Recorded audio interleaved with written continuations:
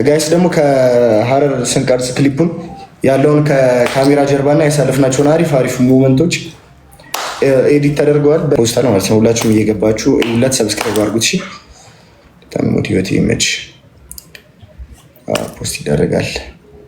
ይቅርታ እያላችሁ ምናምን ያላችሁ ሰዎች አላችሁ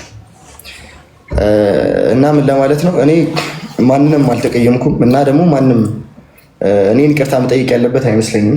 በሰዓቱ የፈለጋችሁትን ሰው የመሰለውን ነገር አድርጓል ማለት መብታችሁ ነው። እኔም ቢሆን ምንጊዜም አጠፋ ለጠፋ የሚለውን ነገር ሳለ ከምወደው ሰው ጎን ልሆን እችላለሁ እና በሰዓቱ ልክ የመሰላችሁን ነገር ነው ያደረጋችሁት።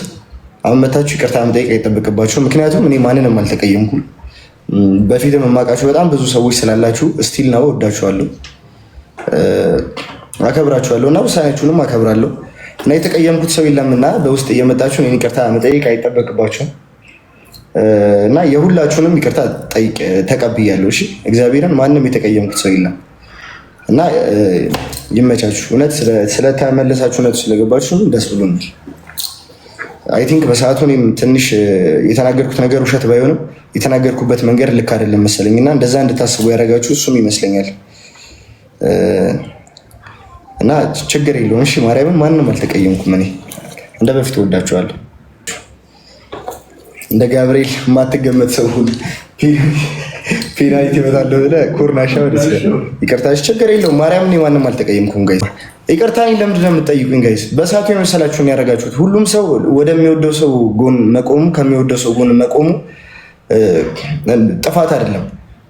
እኔም ከምወደው ሰው ጎን እቆማለሁ አጠፋ ብዬ ካሰብኩ። አይ ቲንክ በሰዓቱ እኔም ልክ አልነበርኩም። የተናገርኩበት መንገድ ማለት እውነት ያወራሁት ነገር ውሸት የለውም፣ ግን የተናገርኩበት መንገድ ልክ እናንተን ያስደብራል ያስገምተኛል ብዬ አስቤ አልነበረም እንደዚህ የተናገርኩት ማለት ነው። እኔ በቃ ጀስት ነገሩን እንደ ኖርማል ስላየሁት ቀለል አድርጌ መናገር የነበረ በሰዓቱ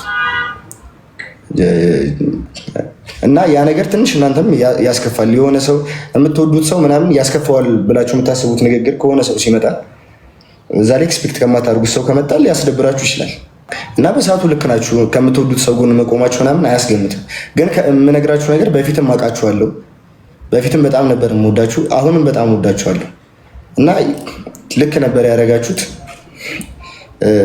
በሰዓቱ በቃ የመሰላችሁ ነገር ነው ያደረጋችሁት። አሁን ደግሞ ይቅርታችሁን እውነት ገብቷችሁ ከሆነ ችግር የለውም። እግዚአብሔርም ምን ያልተቀየምኳችሁ ስቲል ወዳችኋለሁ። ሚካኤል ምስክሬ እንደዚህ የምናገር ሰው አይደለም። እሺ ለሁኔታዎች እግዚአብሔር ይፍቀድ። አይመቻችሁ። በቃ ማታ እንገባለን ላይፍ። ይመቻችሁ። ደህና ዋሉልኝ።